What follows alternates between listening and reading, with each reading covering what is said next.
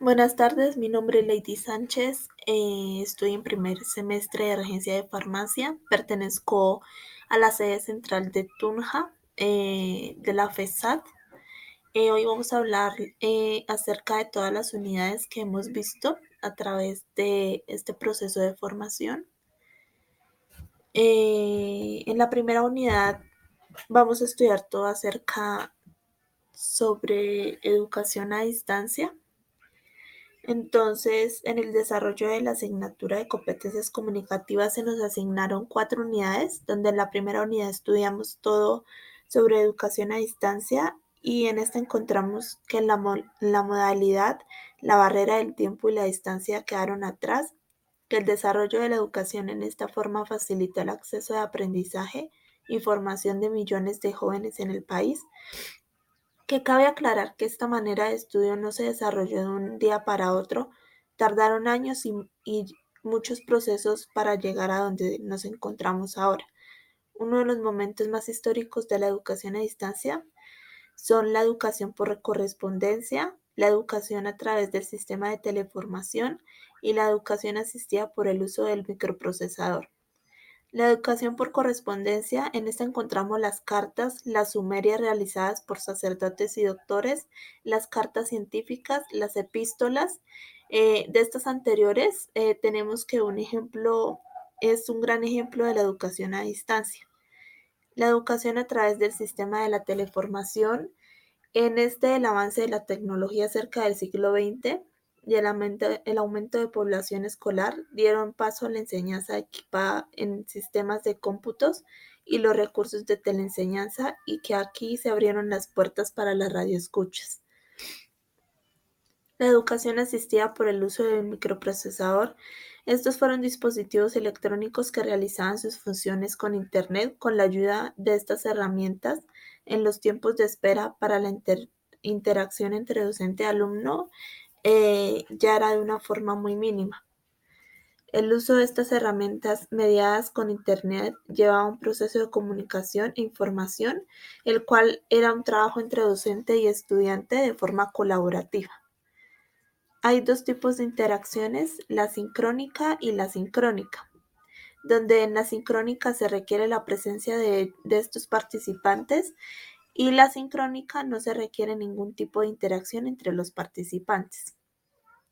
Durante la historia encontramos que en el año 1932 don Rufino José Cuervo fundó en Colombia el Seminario Cultivador Cundinamarqués, que iba dirigido al campesino, y que en el año 1947 el sacerdote José Joaquín Salcedo Guarín fundó la radio Sutatensá en Boyacá, y que esta fundación dio base para crear las escuelas radiofónicas, o como se le conocen mayormente, es la ACP, en donde se enseñaba a leer, escribir y varios programas agropecuarios que ayudaban al campesino en sus labores cotidianas.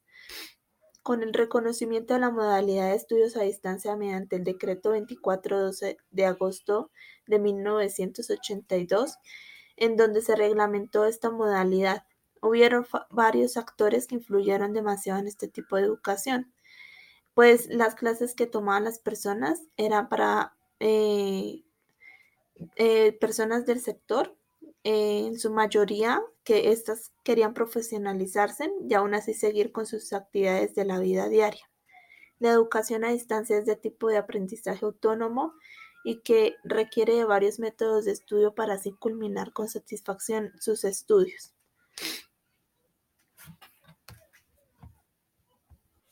Muy buenas tardes, mi nombre es Gina Alexandra Sánchez. Igualmente estoy en este discurso oral con mi compañera Lady.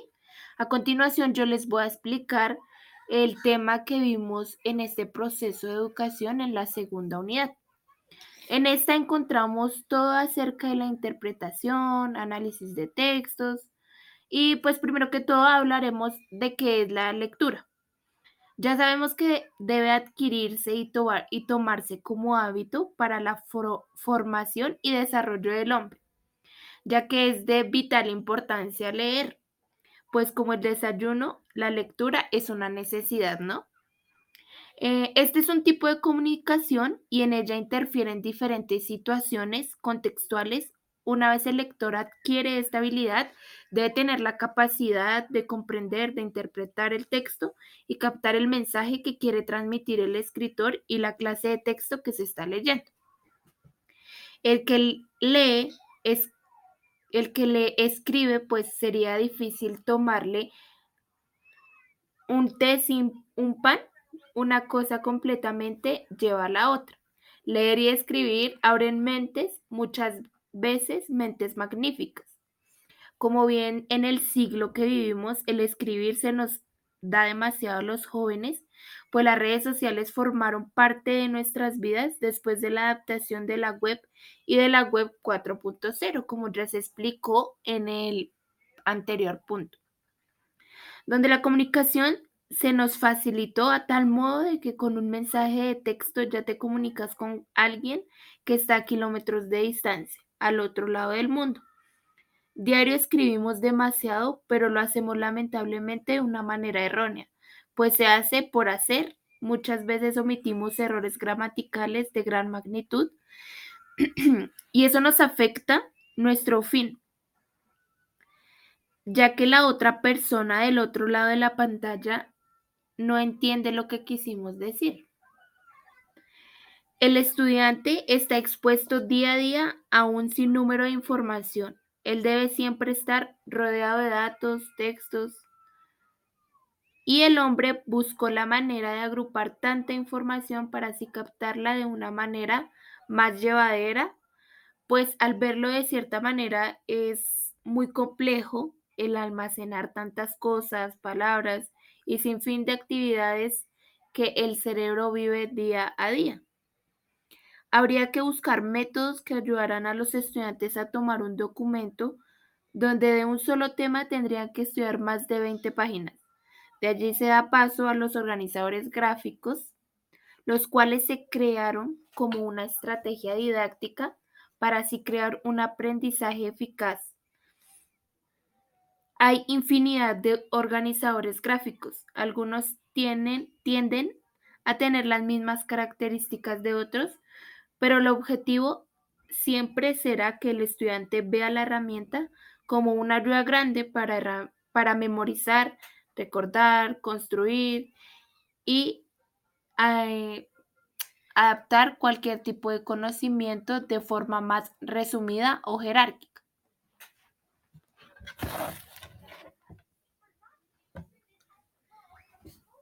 En la cuarta unidad está la comunicación humana. Cada uno de los temas se unen para así llegar al fin de nuestra asignatura de competencias comunicativas. Es allí donde encontramos que el hombre se ha adaptado a la comunicación valiéndose con el desarrollo de herramientas, las cuales han evolucionado con el pasar de los años. A nuestros días, la web fue un detonante importante para la comunicación, pues con esta llegaron las redes sociales y otras series de herramientas que facilitaban el acto de comunicar. Encontramos que uno de los factores para que la comunicación se dé son el lenguaje, el habla y la lengua. De allí saltamos a que dentro del aspecto comunicativo están una serie de competencias, las cuales llevan a un proceso de aprendizaje y de enseñanza. Dentro de la comunicación se encuentran interferencias, las cuales muchas veces llevan a la distorsión del mensaje y a llevar una comunicación errónea dentro de personas. Es allí donde se busca dar fin a estas barreras para así lograr el objetivo de la comunicación, de la expresión verbal y no fomentar discordias o problemas entre personas.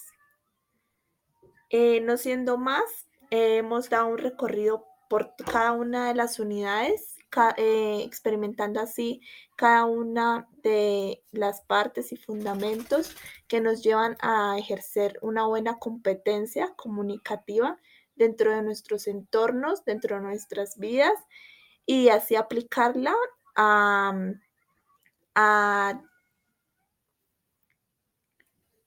A nuestra vida cotidiana, no solo se aplica en la parte académica, sino también en la vida cotidiana, porque pues como bien ya se sabe, nomás se va al mercado y ya tenemos que aprender a comunicarnos con esta persona. Es algo que se vive día a día.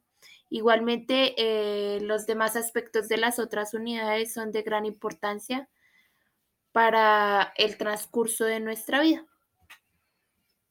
Muchas gracias.